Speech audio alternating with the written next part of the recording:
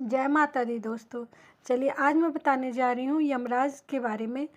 कैसे बने सूर्यपुत्र यम मृत्यु के देवता।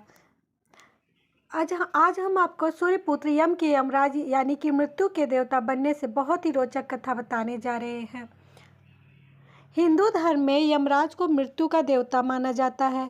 यमराज व्यक्ति की आत्मा को उसके कर्म अनुसार मृत्यु के बाद उपयुक्त स्थान प्रदान करते हैं।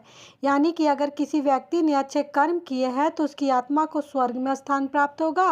वहीं अगर किसी व्यक्ति ने बुरे कर्म किए हैं तो उसकी आत्मा को नरक की प्रताड़ना भोगनी पड़ेगी। यमराज न सिर्फ व्यक्ति की मृत्यु देते हैं बल्कि मृत्यु के बाद की यात्रा भी वही तय करते हैं। लेकिन क्या आप जानते हैं कि आखिरकार यमराज मृत्यु के देवता कैसे बने? पृथ्वी पर मृत्यु का चक्र भोगने के बाद ही यमराज को मृत्यु के देवता का पद प्राप्त हुआ था। तो चलिए जानते हैं यमराज से जुड़ी इस दिलचस्प किस्से के बारे में। पौराणिक कथा के अनुसार एक बार यमराज और शनि देव में युद्ध छिड़ गया था। अपनी अपनी माताओं के अधिकार के लिए दोनों भाई आपस में लड़ पड़े। कई महीनों तक युद्ध चलता रहा और शनि देव और यमराज के बीच का युद्ध भयंकर मोड़ लेने लगा। सूर्य देव समेत सभी देवताओं का इस युद्ध को रोकने का प्रयास किया लेकिन सभी विफल हो गए।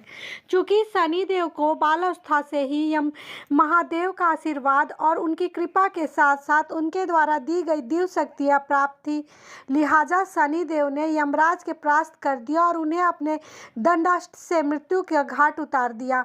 अपने पुत्र की मृतकाया को देख सूर्यदेव अत्यंत विचलित हो गए।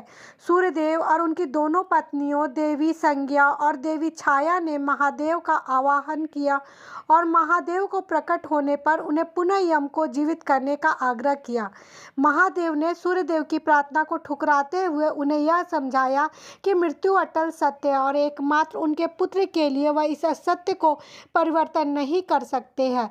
तब शनि देव ने स्वयं महादेव से प्रार्थना की और उन्हें यम को जीवित करने के पीछे का ठोस कारण भी बताया।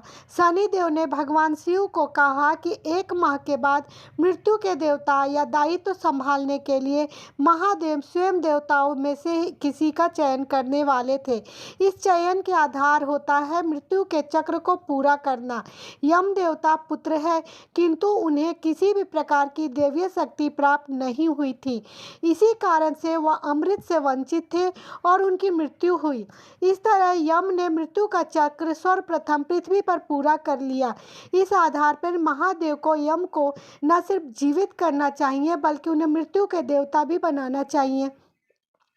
भगवान शिव शनिदेव के तर्क से प्रसन्न हुए और उन्होंने शनिदेव को आग्रह पर सूर्यपुत्र यम को जीवित कर दिया। भगवान शिव ने सूर्यपुत्र यम को मृत्यु के देवता का कार्यभार सौंपा और इस प्रकार सूर्यपुत्र यम मृत्यु देवता यमराज बने। तो ये थी यमराज के मृत्यु देव बनने की रोचक कथा।